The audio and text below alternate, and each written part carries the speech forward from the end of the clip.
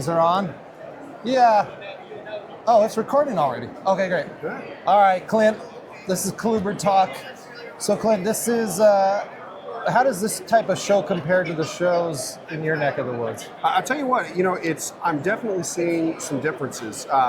First off, I mean, this is a big show, you know, so I can't speak on regional shows on the West Coast, but, you know, for Pomona, this is definitely a show that I would probably say the attendance is bigger than Tinley, at least from the last Tinley to this one. Yeah. Wow. It's about even on what I've seen most Tinleys perform. Now, this is in a bigger venue, so it's more spaced out. So this is bigger. I've never been to Tinley. This is my first time here. So this is bigger than Tinley? The venue is bigger, but there's probably the same amount of tables. Oh, I see. Okay. And you're set up a little different. That causes this to not get as congested as often. But you know, that's nor here nor there. I'll tell you, is what I'm seeing is some differences in animals. Yeah. One, there's definitely more colubrids. Really? That I'm seeing In out Tinley? here. Yeah, absolutely. And even in any of the other regional shows, the percentage of colubrids out here is definitely greater. You know, so you've got more colubrid breeders that are bringing their stuff and setting up. Huh. I'm also seeing I see more diversity. Yeah. And that's not just colubrids, but species, period. There's more diversity here than what I typically see in Midwest shows. Really? Oh, interesting. And now as far as colubrids, it's been interesting to see the change in the mix on what I see, because out here, there's a lot of really nice Pitiophis. Yeah. So I'm seeing pines, bulls, gophers of all different flavors. And I mean, they're nice, really nice looking stuff from multiple vendors. It's not just one guy, as you know. Is that how it is in the East? Maybe you have one guy that has a few, but here it's multiple. Exactly. You'll have. I mean, there will be some available, but it is usually like one, maybe two vendors that'll have some. Maybe one will have a lot, but nowhere near what I've seen here. There's definitely a lot more representation here than there in the Midwest. And then I was surprised. I expected to see more Asian rat snakes out here. Yeah, there's not many. Yeah, not much. Now, this is January, so, in most Asian rat snakes, I don't want to say most, but that can move fast because there's not as many, available of different species, but I expected to see a lot more, but I think I saw maybe 5 mandarins in the whole building. Yeah, and it was one table, maybe? 2. I saw. So the guy had a sub-adult and then a bunch of babies, right? Yep. Yeah. Yep. And then, there's been a couple rhino rats. Yeah. There's been a few cockeyes, some blue beauties, but a Chinese beauty here or there. Just not nearly the amount that I was expecting. Not overwhelming. Yeah, but then, I did get to thinking about that, and I'm like, why do I feel like I see more Asian rats in the Midwest? And then it dawned on me.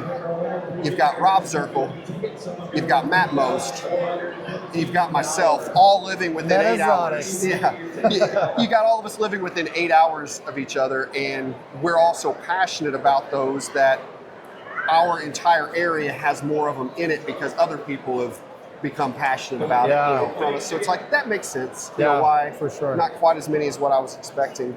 But I also noticed that pricing's different. Really? Yeah. It's a lot of the colubrid pricing seems to be lower here. Oh, really? Lower? And that's not what I expected either. I mean, everything else is more expensive in California. I paid $8 for a corn dog. Yeah. $18.50 for 3 tacos. Yeah. So I was expecting the prices on things like colubrids to be more expensive, but no, I'm finding that they are roughly, depending on the animal, 15 to 25% less than what I'm usually seeing East Coast out yuppies. there. Yeah. But some of it is probably because of some of these animals are from more of this region.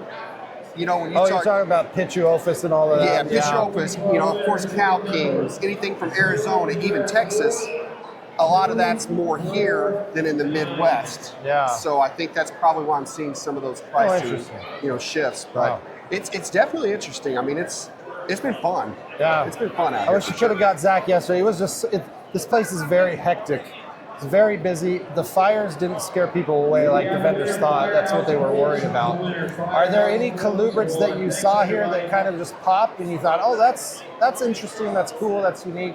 I will tell you, Roy Arthur Baggett, right behind us here with Project Herpticulture. Yeah. He's got his puffing snakes over there, and he brought Handsome Boy. I'm going to get that on here. I have to. You have to see that. You're talking a 10-foot colubrid that is just dog tame. It's Wow. a sweetheart, gorgeous, and that was really cool to get to see in person and get to actually interact with and handle. Great. Hey, just now he did something that we need to change in the industry. Puppy dog tame, I hate that. Have you ever tried to hold a puppy? Puppies are awful. Oh, this snake is puppy dog tame. No thanks, I don't want a snake that's going dog tame. An old dog tame is what we need to change. There you go. In the hobby, right? Puppy fair dogs enough. are awful. Fair enough. So, thank you. Yep, no problem. All right, so any other colubrid chat or anything else that you can think of about this show that's just I will stands tell you, out? I got to meet some really cool people. Yeah. I got to meet Bob Applegate. Oh, yeah. You know, a legend. Yeah. Legend in the community. I think it's George Merkel. I'm probably the gentleman who wrote the Great Banded King Snake book, as well as the Rosy Boa. He was one of the co-authors on that. Does he have a ton of roses over there somewhere? He's not. His book's on that table, but that's not him. But he, super nice guy, willing to chat. Both of them coming on the podcast. Oh, wonderful! So looking forward to that. That was one of the great things for the show, and that's why we came out here. Was we came out as Colubrid and Colubroid Radio. I think we've booked 7 new guests. Wow, that's great. And some we're really excited about. So that's cool. I got to also hang out with Black Pearl. Oh yeah. You know, right here behind us as cool, well. yeah, right behind us. Checking out all his indigos and whatnot, and it's been a pretty cool thing. That's You get to great. put so many faces, with these names. Yeah. Now, last thing, any update on ColubridFest as of January 12th? As of January 12th, the weekend that we had picked out, we ran into construction. We got notified that it was going to have to change because the venue will be under construction that weekend. Mickey is currently working on another weekend in September. We're crossing our fingers to make sure that this one will happen. I actually just messaged him an hour ago and said, we have got to lock this down. I have several West Coast breeders who are chomping at the bit. Yes, let's get this happening. And he said, his reply, I'm waiting. So he's waiting to hear back from the venue. Awesome. But that's the current hiccup right now. All right. We're moving. All right, so watch out Colubrid, Colubroid Radio Facebook page. Absolutely. And the podcast, how to be the best updates. The official ColubridFest Facebook group. That's going to be a good one right. to watch. ColubridFest Facebook group. You've got it. Awesome. Thanks, buddy. Good chatting with you, man. Good chatting, yeah. Hopefully this worked, huh?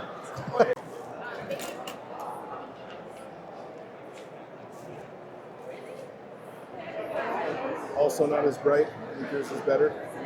Yep.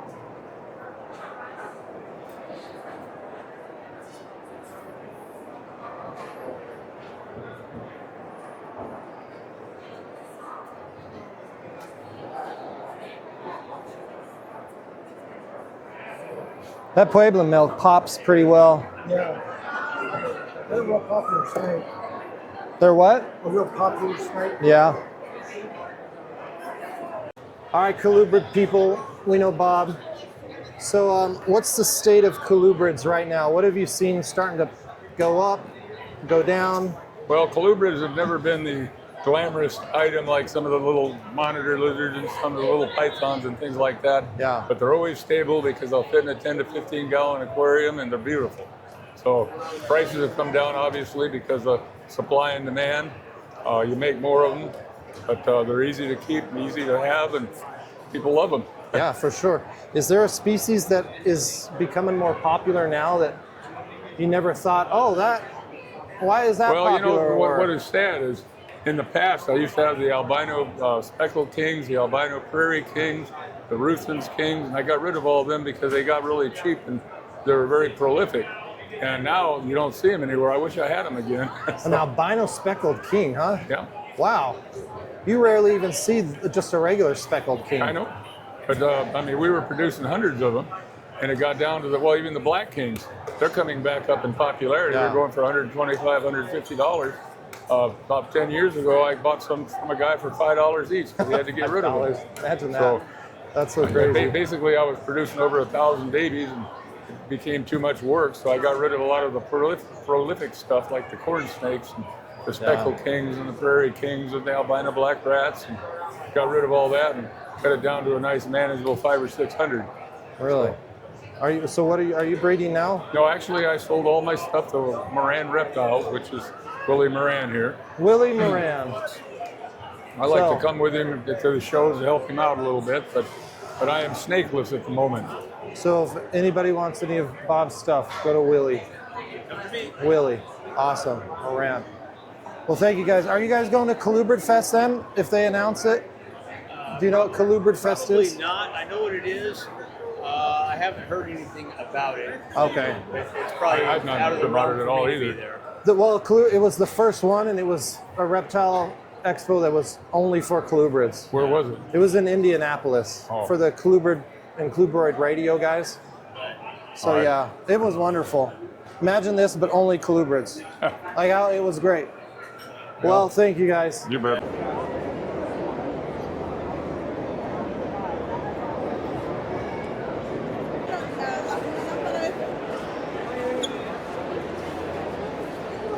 Yeah. All right, so tell me first, who are you and what do you do? So my name is Roy Arthur Blodgett, and I operate Wellspring Herpetoculture. And I work with rare colubrids and a few rare lizard species from South America primarily. And this guy right here is Handsome Boy, and he's an Amazon puffing snake, Spilotes sulphureus. And I hatched this snake when I was 16 years old. Wow, really? So he's 17 now. I'll be 34 next week. 17? He's 17. You've had him for this long? I have. He had one other keeper for a while that had him a long time, and then I ended up actually getting him back. And he's going to be with me to the end of his days. He's a really special animal to me. And the last 3 years in a row, I've been able to produce clutches with him as the sire, with 2 other females. And they're just incredible snakes. Super huge colubrid. This guy, it's hard to tell probably in the video, but he's over 10 feet let's long. stretch him out. We have some room. We got some room here. All right, let's see how big this guy is. Oh yeah, look at that. Can we go across the whole row? Yeah. Oh, look at that. I don't know. Oh my goodness, look at that. So where is this from then? Where do So you? these guys are from Suriname originally. That's where this locality is based, Suriname. But they're all distributed throughout the Amazon basin. Most of the imports that come into the U.S. are from the Guyana Shield, so they're going to be from Suriname or Guyana. And the imports are not super nice to work with. They can be pretty difficult to establish. They're pretty alert, vigilant, kind of sensitive snakes, but as captive bred and born, they're amazing to work with. You can see how mellow this guy is. Yeah, He's that's so cool. an absolute chiller. He's never tried to bite. I mean, this is again, a 10-foot colubrid. They are rear fanged technically. Oh, they are? And this snake is so tractable that, I've let kids pet him and hold him today. He's that mellow. Well, 17 years of having him, right? Yeah, exactly. He's got a good track record. And they feel so different than really most other colubrids you're ever gonna It's see true. or feel. Yeah, they've got these really heavily keeled scales. And especially this guy with his age at this point, his keels are like razors. I mean, it's incredible, So the different. texture on him. And the top there, is this their actual spine or is this something different? So they do have kind of a keeled spine, but goes up they've like got this kind of triangular cross section, that classic arboreal kind of see colubrid this. cross section. They're super skillful climbers. And this guy is perfect body condition. He's not thin, but they're a naturally really lean muscular snake. Yeah, most of the time, when you see some kind of super exotic snake, it's going to be wild caught and look grungy. Yeah. But this is unique. This is Yeah. very special. Yeah. It's well taken care of, and it's beautiful. Yeah. You can see I've had a few people today actually ask if I oil this snake because he's actually so shiny and lustrous. Yeah, he naturally looks this shiny. He's 17. Does he bite? He doesn't bite. You can touch him. You can touch him. Kids have no sense. It's so funny. Anyways, but where can people find you? Wellspring, what is it? Yeah, so it's Wellspring Herpetoculture. I'm on Instagram as Wellspring Herp. And yeah, feel free to send me a message, follow along there. You can ask questions about these guys. I've got babies for sale from this guy, and Oh, wow. 2 different females. And you know, for the right kind of keeper, these are a really rewarding snake to work with because they're just super inquisitive, super intelligent. I mean, this is a kind of snake you can literally go and you can hand feed it Oh, a yeah. quail egg, and it'll gently take it out of your Is hands. that what you said earlier? Quail eggs and Quail chicken eggs, chicken eggs. What else are you feeding it? These guys also take rodents and birds. Okay. One thing that's really cool about them is they actually don't eat, as far as I've seen, they've never eaten lizards or frogs for me. And I actually keep this guy in a big elaborate biotope. And there's 3 different species of lizards that live in the enclosure with him. And they've lived in there together for years peacefully. Do you have a video of showing all of Oh, your? yeah. Okay. Well, Yeah, check you that can see out. there's That'd a be bunch fun. of videos on Instagram. Wonderful. But yeah, he's one of a kind. Yeah. Amazing species. Good job with that. And they're also super variable. So this guy, obviously, he's black and yellow, but in one clutch, you can get animals that are green. You can get them that are Really? yellow. You can get them that are brown, gray. Some of them have a really amazing red and orange. And typically, the ones that I produce are really high yellow. So a lot of yellow in the ones I produce. Now, can you say the name of this again? So Yeah. people, because it's not common. Yeah, so this is an Amazon puffing snake. Okay. The scientific name is Spilotes sulphureus. So, Okay. so a lot of people will be familiar with the tiger rat snake. That's Spilotes pilatus. They're a lot Okay. more common in the hobby. Yeah. This guy is like their big cousin. Big. Yeah, so they're What- twice the size of the tiger rats in terms of bulk. What's the female that you have paired him with then? So one of my females is green and yellow, and the other one is mostly yellow with kind of a brown tail. Okay. Yeah. Wonderful. Yep. Yeah, unique colubrid for sure. Yeah, amazing. That's yeah, thanks cool. for the time, man. Yeah. Hey, thanks for showing it. And you're really the hit of the Yeah. festival. Yeah, he gets attention, this He's guy. the Lady Gaga of the Pomona Fest. Hey, thanks.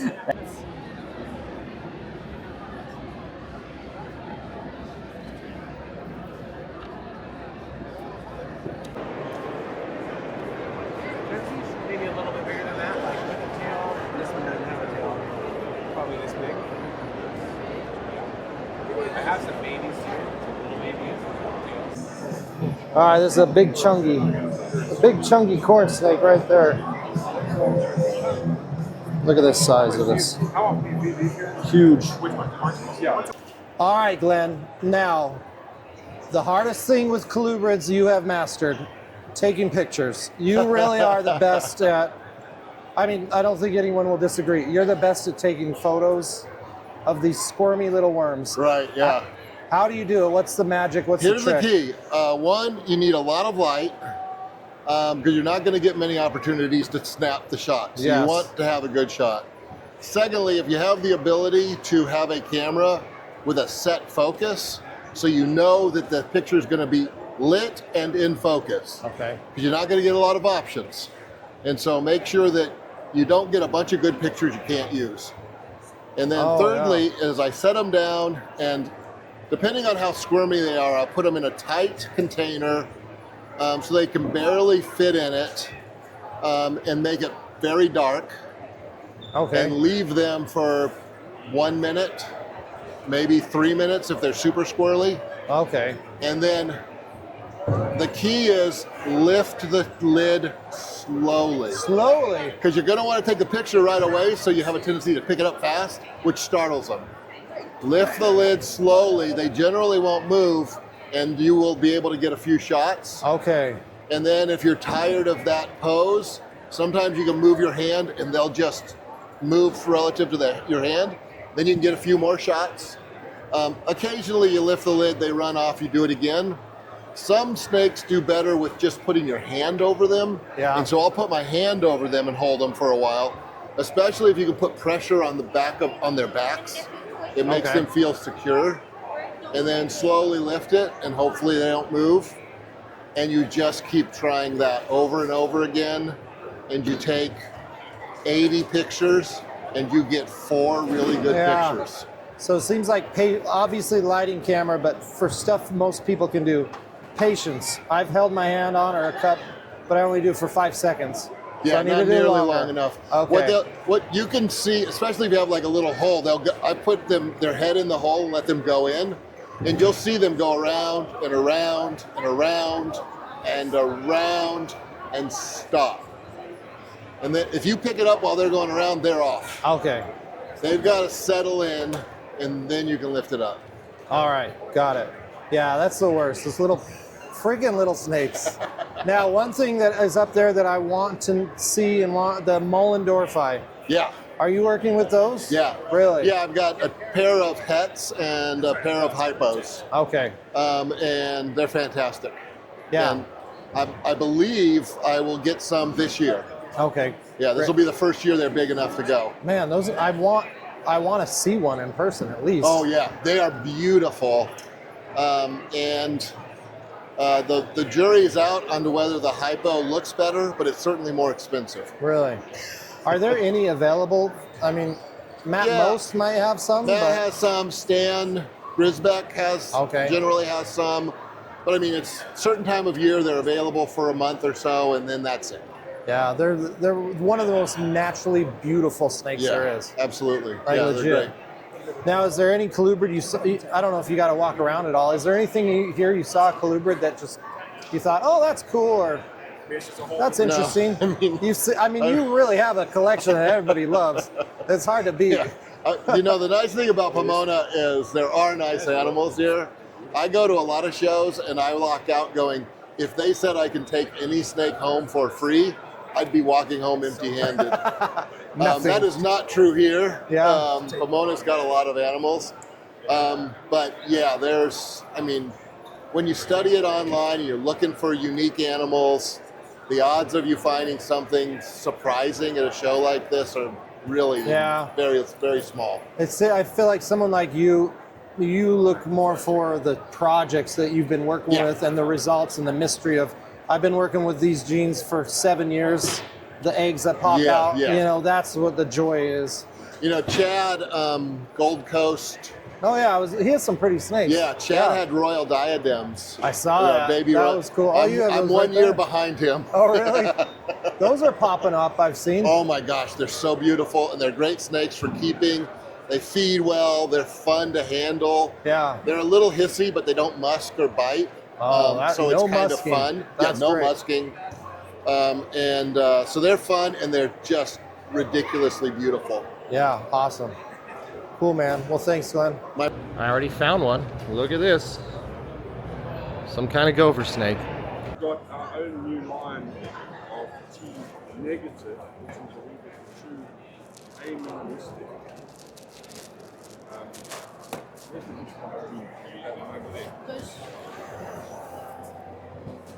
Yes.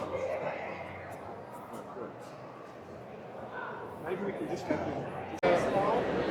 Thinking age.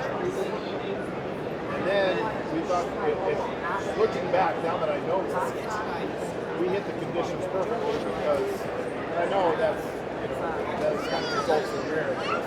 But I remember I started dumping right before the pressure system came in. This is one of this year's babies? Yeah. There's another one up here. Okay. This one looks a lot better. That one's two.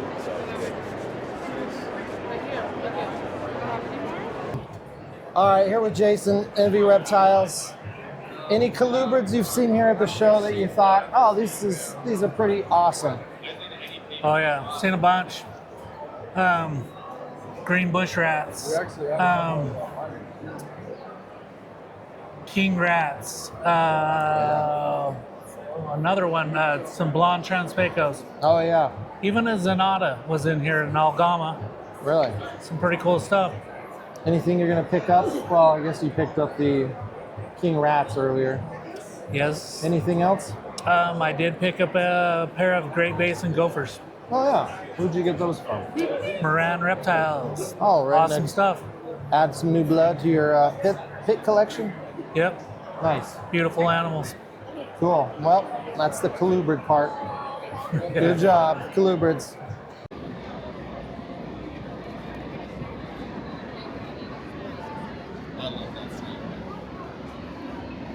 I keep bringing it, trying to push it because I don't want to end up with it. How's they doing it?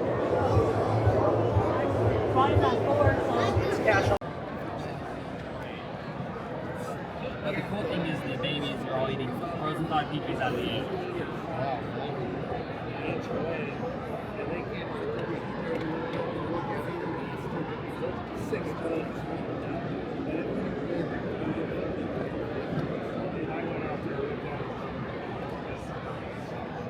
Like the same one, he goes, the company's in touch, I think so. And then he goes, you know anybody else that has translated pairs? He wants to pair, he is very excited. He said, please tell her I'll be back. I got a couple questions, but I think I'm ready to go. I mean, he seems 100% like he's ready to get these things done. So I sat and sold my ass off, but You have some awesome colubrids. So you are a Grand Canyon Reptile Ranch? Yeah, we're out of Chino Valley, Arizona. Chino Valley, Arizona? Yeah. Great. What's the main thing you work with, which you really would say is your pride and joy, something that you really take pride in? Well, like all North American colubrids, but I'd have to say I'm partial to the Pituophis species, the bulls, pines, gophers. Really? And all the morphs, but I like naturally occurring localities throughout the country. You know, different. We got the New Jersey, Ocean County, New Jersey, northern pines right there. They're beautiful. The Super Fork Sonorans. That's a mutation that's from Marathon, Texas. Yeah. But I do have a hard time picking one over the other because I like all the locality king snakes and rat snakes, including the Bairds and the Trans-Pecos and even the black rats. Yeah, the Trans-Pecos are one that I haven't really seen before. Yeah, that's a normal shows. phase and a blonde phase in the same container there. So what's the difference in care between a Trans-Pecos rat snake and a corn snake and a gray rat? The Trans-Pecos, they're very nocturnal, so they don't like hot temperatures, I find, even though they come from the Trans-Pecos region, you know, of Texas, where it's really hot. The corn snake probably requires a little more humidity. But they're very similar, very docile, both of them. Those are cool. Which of these species have you been working with the longest, breeding-wise and keeping? It's a good question. You know, I came into this in the early 90s, and I kept gray-banded king snakes and corn snakes and gophers. I kept it all from the get-go. Yeah. I've just kind of always been into the same thing. That's great. For 35 years now. Wonderful. Yeah, wonderful animals. So you mainly do the Phoenix or Mesa show or Tucson show? Which one is? I took a hiatus from shows for about 10 years. Yeah. Just got back in this last year, and we did Tucson for a lot of years, and we were back there for the first time this fall. Oh, really? And now this is our first time coming to the Pomona show. It's fantastic. What do you think of it? Oh, I can't believe how large it is. The people of Southern California that have been in here are great. Yeah. I've met a lot of great other breeders that I hadn't ventured to Arizona before. So now that I've come to California, I made contact with them, and even some from back east. This is a big show. It brings a lot of people. It is. Are there any colubrids that you've seen that you really just thought this is cool or this is unique? Have you had a chance I haven't to had a look chance around? to shop. Really? I mean, I've shook hands with a few people and glanced, but not in depth. I'm hoping it calms down at the end of the day today, and maybe I can get out and look at a few things. But yeah, you should. But there's some great breeders here. One thing, I thought this was a corn snake. Just glancing at it. No, that is a variable king snake, What an the heck is extremely that? red. So And I wouldn't be selling him if he hadn't failed to breed for 2 seasons in a row. So I'm selling him as a pet now because it just haven't had any success reproducing. If that was a keeper and could breed, he'd be about 2 to 3 times that value. Just glancing by at everything else, I just thought this was an Okatee. I didn't really even look at it. Oh, Just the reddest, one of the reddest variable kings I've seen. And Wow, unfortunately for me, it's not he's no good breeding? at breeding. Oh, He's man. tried twice with a female, and both times were bad eggs. So I'm pinning it on him. And he's a free agent now. Nice. Well, you have wonderful colubrids, so that's awesome. I appreciate that, Michael. Thank you. Yeah, anybody can reach out to you. And what's the best way, I guess? Yeah, you can contact us at grandcanyonreptiles@yahoo.com. Okay, any social media? Yeah, just email.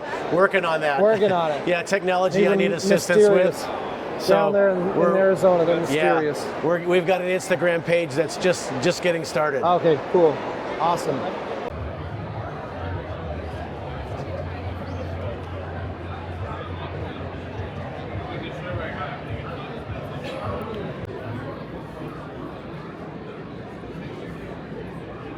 How you doing?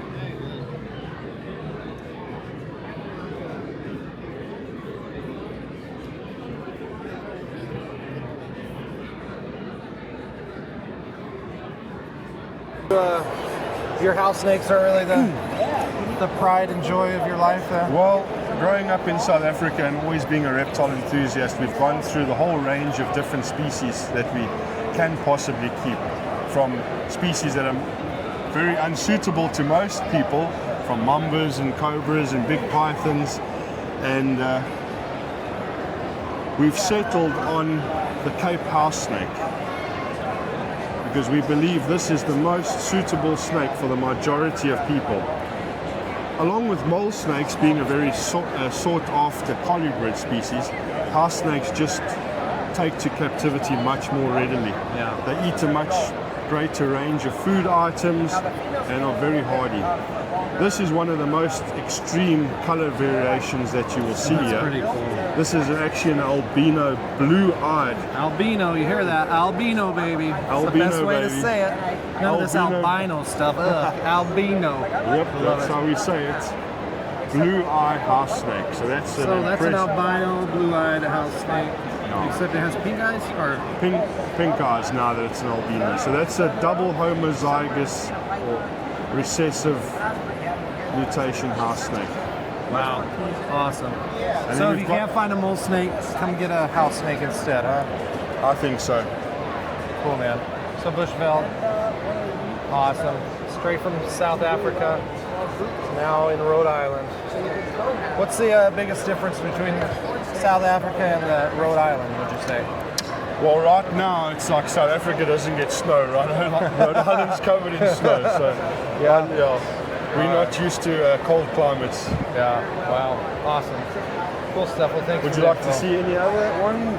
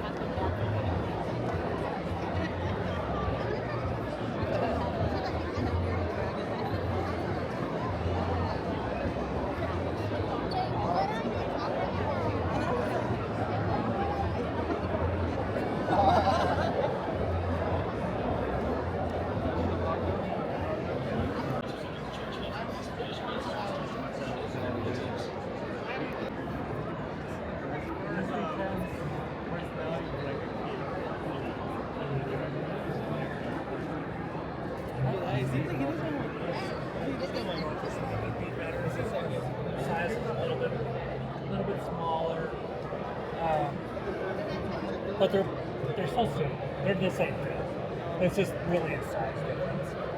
And a little bit of but like as far as care and behavior, super safe. Very safe. Every once in a while you'll get one that will hiss and huff and puff. And then you get a bunch that never ever do. So I mean, like if you wanted let's see. So fluorescent ultramel, that's one I haven't heard of or seen before. That's really pretty. Yeah, it just happened in the wild and it just continued on perfected it. These are cool. Yeah, do you have any advanced on this one? We do an alpha cell. Yeah. I'd love to see it so I can show her. They look, and the way they change colors. Really? Crazy. this freaking thing. Like I was interacting. Like I was talking. They were asking me questions, and she's like, "One of my followers wants to know like what kind of deal you would do on one for one of the." And that's just a pretty snake, and it'll just brighten as it goes. How's it going? It's actually called a blonde. A blonde because they'll turn bright yellow. Oh, really? Oh, nice.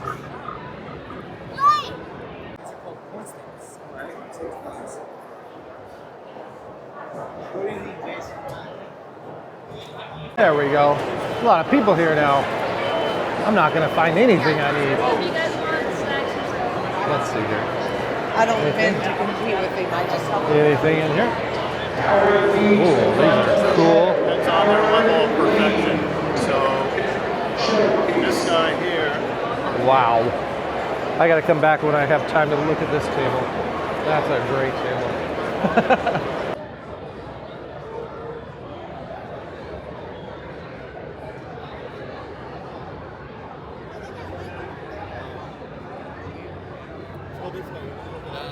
That one's $900. So.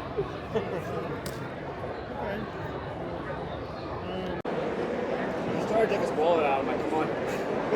Oh, $20, $70 shirt. So right there, put it behind you. Yeah.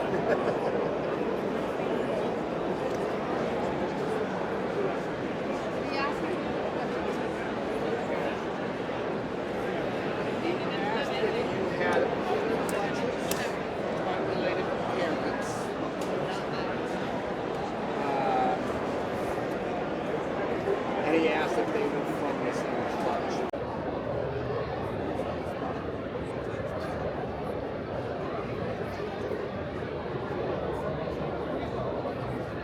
All right, so far, you know, ColubridFest was better than Pomona because there were a lot of cool colubrids. Pomona is very busy, and the variety is there, but overall, you know, it's great for vendors. For attendees, I don't think as, you know, as good. So it's cool that I gotta go. But overall, ColubridFest so far is the best expo I have been to.